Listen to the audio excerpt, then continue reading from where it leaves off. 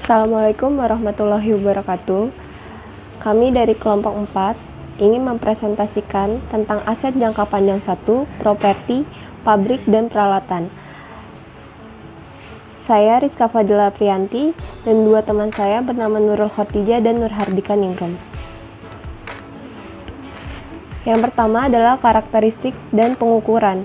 Menurut PSAK, aset tetap ialah aset berwujud yang diperoleh dalam bentuk siap pakai yang digunakan dalam operasi perusahaan. Tidak dimaksudkan untuk dijual dalam rangka kegiatan normal perusahaan dan masa manfaat lebih dari 1 tahun.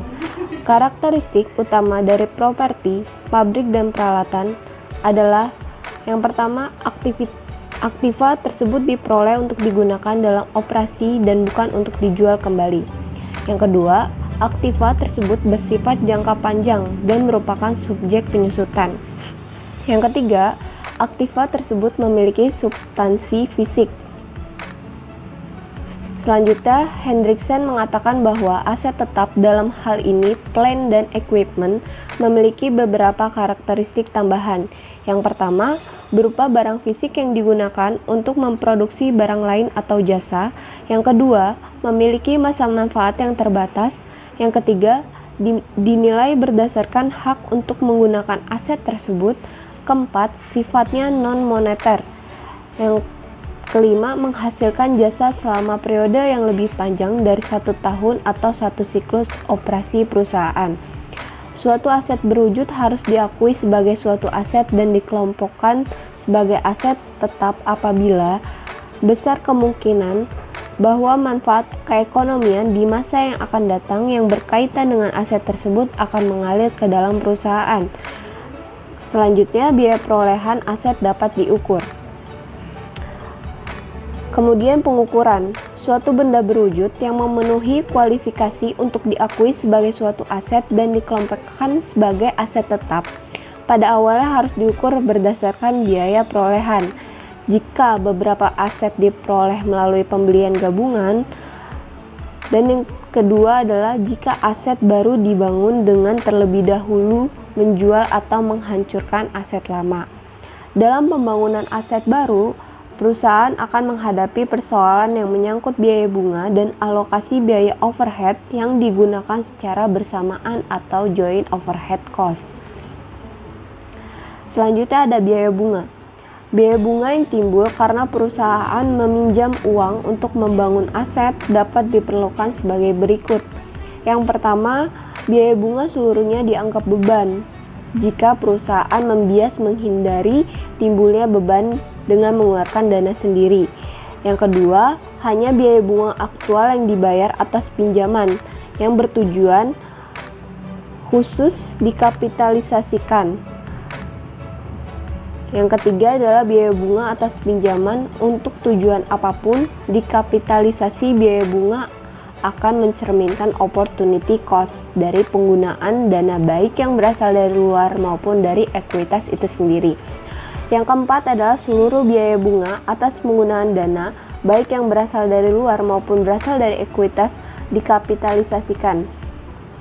Menurut PSAK, biaya pinjaman yang secara langsung dapat diatribusikan dengan perolehan, konstruksi, atau produksi suatu aset tertentu harus dikapitalisasi sebagai bagian dari biaya perolehan aset tertentu tersebut. Selanjutnya saya akan melanjutkan penjelasan dari Rizka Fadila, yaitu tentang alokasi biaya overhead.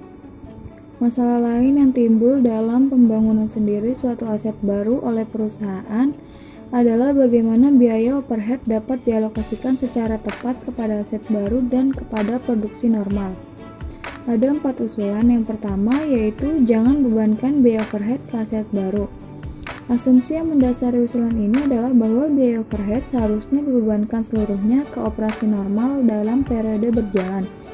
Karena sebagian besar merupakan biaya tetap, kapitalisasi sebagian dari biaya overhead ke dalam aset tetap akan menyebabkan beban periode berjalan menjadi terlalu rendah dan laba bersih periode berjalan menjadi terlalu tinggi. Yang kedua, bebankan tambahan biaya overhead ke aset baru. Artinya, hanya tambahan biaya overhead variabel. Argumen yang mendasari usulan ini adalah jika seluruh biaya overhead dibebankan pada periode berjalan, maka laba bersih periode berjalan menjadi lebih rendah daripada yang seharusnya. Padahal tambahan biaya overhead tersebut timbul karena adanya pembangunan aset baru. Oleh karenanya harus dikapitalisasi sebagai bagian dari aset baru. Yang ketiga, bebankan biaya overhead ke aset baru sejumlah overhead yang penggunaannya untuk produksi normal terbatasi dengan adanya pembangunan aset baru. Yang keempat, bebankan biaya overhead secara proporsional antara aset baru dan produksi normal. Argumennya adalah aset baru akan menyumbangkan tambahan pendapatan di kemudian hari. Oleh karenanya, sebagian biaya overhead harus dikapitalisasi karena memberi manfaat di masa yang akan datang. Selanjutnya itu jika aset baru diperoleh dengan cara penukaran dengan aset lama. Yaitu cara pertama, aset baru dinilai berdasarkan nilai wajar dari aset lama. Cara kedua, jika nilai wajar aset lama tidak tersedia, aset baru dinilai berdasarkan nilai wajar dari aset baru. Cara ketiga, jika nilai wajar aset lama dan aset baru tidak tersedia, maka aset baru boleh dinilai berdasarkan nilai tercatat dari aset lama. Cara keempat, khusus untuk pertukaran aset yang sejenis, kerugian boleh langsung diakui, tetapi keuntungan harus dikapitalisasi. Selanjutnya yaitu penyusutan. Menurut PSAK, penyusutan adalah alokasi jumlah suatu aset yang dapat disusutkan sepanjang masa manfaat yang diestimasi. Menurut Hendriksen, ada dua konsep penyusutan, yaitu yang pertama, suatu pengukuran atas penurunan nilai aset setelah dinyatakan kembali untuk perubahan harga umum atau spesifik. Yang kedua, alokasi harga perolehan atau dasar yang lain berdasarkan manfaat yang akan diperoleh pada setiap periode. Dari definisi penyusutan menurut PSAK terlihat bahwa konsep Hendriksen yang dianut adalah konsep kedua, yaitu alokasi, dan bukan konsep pertama. Hal ini sejalan dengan pernyataan yang dikeluarkan oleh AIS Committee on Terminology pada tahun 1942 yang menegaskan bahwa penyusutan adalah proses alokasi, bukan proses penilaian. Pemilihan definisi penyusutan sebagai proses alokasi mengandung beberapa kelemahan, antara lain. Yang pertama, definisi ini bersifat sintaktik dan tidak mempunyai arti dalam dunia nyata. Implikasinya adalah pemilihan metode penyusutan menjadi arbiter karena tidak dihubungkan dengan penurunan nilai aset tetap. Yang kedua, timbul keraguan tentang pemilihan periode alokasi. Apakah sepanjang aset itu diniatkan untuk digunakan? Misalnya, suatu perusahaan membeli aset berumur 10 tahun, tetapi hanya akan memakainya selama 3 tahun saja. Aset tersebut bersifat khusus sehingga tidak dapat dijual. Sebagai akibatnya, aset tersebut harus dialokasikan selama 3 tahun ataukah 10 tahun. Yang ketiga, definisi ini membuat penyusutan tidak mencerminkan nilai sekarang dari jasa yang dikonsumsi atau yang dihasilkan oleh aset tetap pada periode berjalan. Ini menimbulkan ketidakkonsistenan dalam laporan laba rugi di mana pendapatan menggunakan nilai sekarang, tetapi beban penyusutan menggunakan nilai historis. Jadi, laba bersih yang dihasilkan sebenarnya dinyatakan terlalu tinggi. Yang keempat, penyusutan tidak menunjukkan penurunan fisik atau wear and tear dari aset tetap. Ada usulan definisi depresiasi. Karena kelemahan-kelemahan tersebut, maka beberapa pendapat mengusulkan untuk mengubah definisi depresiasi. Komite on Concept dan Standar dari II mengusulkan bahwa depresiasi dapat diartikan sebagai penurunan dari jasa yang dapat diberikan oleh suatu aset tetap. Aset menggambarkan suatu tempat penyimpanan jasa yang mungkin dihasilkan oleh aset tersebut. Saat aset digunakan, kuantitas jasa akan berkurang dan harus diakui sebagai beban. Pendekatan ini juga dianut dalam IRC 3 yang menyatakan akuntansi depresiasi adalah proses alokasi biaya atau dasar lain dari jasa yang dapat diberikan oleh bangunan atau peralatan untuk produk atau periode yang memanfaatkan jasa tersebut.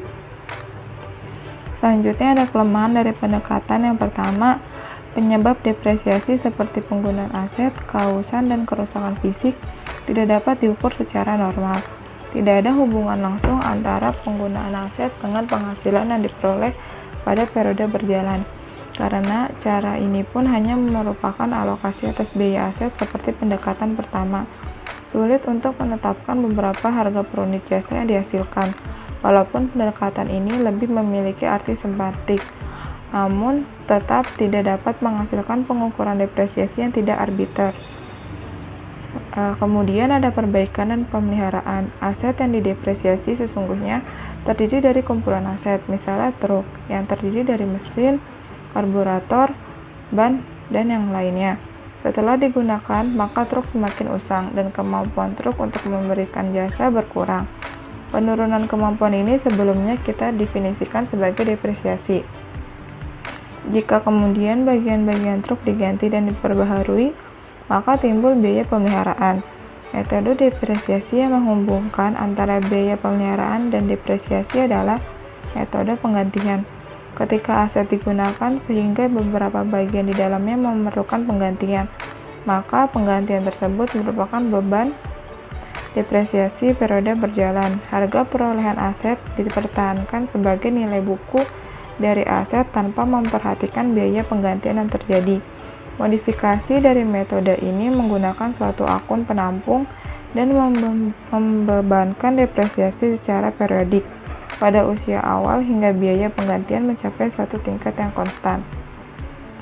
Selanjutnya ada perbaikan. Jika pemeliharaan menggambarkan biaya normal untuk mempertahankan penggunaan aset secara efisien, maka perbaikan mengacu pada pemulihan aset tanpa meningkatkan kapasitas masa manfaatnya. Untuk perbaikan ini dapat diartikan yang pertama, penyesuaian mesin atau tenaga kerja yang dibutuhkan untuk memperbaiki komponen yang rusak menjadi seperti semula. Penggantian satu aset atau beberapa komponen tanpa mengganti seluruh aset. Akuntan sering merekomendasikan agar biaya perbaikan diestimasi selama masa manfaat aset dengan membuat suatu penyisihan.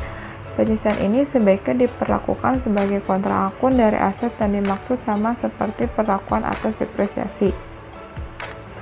Selanjutnya yang terakhir ada konsep capital maintenance. Konsep ini menggambarkan perusahaan sebagai suatu kumpulan aset dengan asumsi kelangsungan usaha maka tidak ada depresiasi, melainkan hanya adanya penggantian dan perbaikan aset rutin. Berdasarkan konsep ini, laba timbul jika total aset yang diinvestasi pada akhir periode melebihi saldo awalnya dengan asumsi tidak ada transaksi ekuitas dan dividen selama periode berjalan. Kelebihan dari konsep ini adalah adanya pengakuan perubahan nilai uang dan pengakuan nilai penggantian aset tertentu atau aset tersebut. Kelemahannya adalah konsep ini tidak dapat memisahkan antara laba operasi dengan keuntungan dan kerugian luar biasa. Baik, sekian presentasi dari kelompok kami. Kurang lebihnya mohon maaf. Wassalamualaikum warahmatullahi wabarakatuh.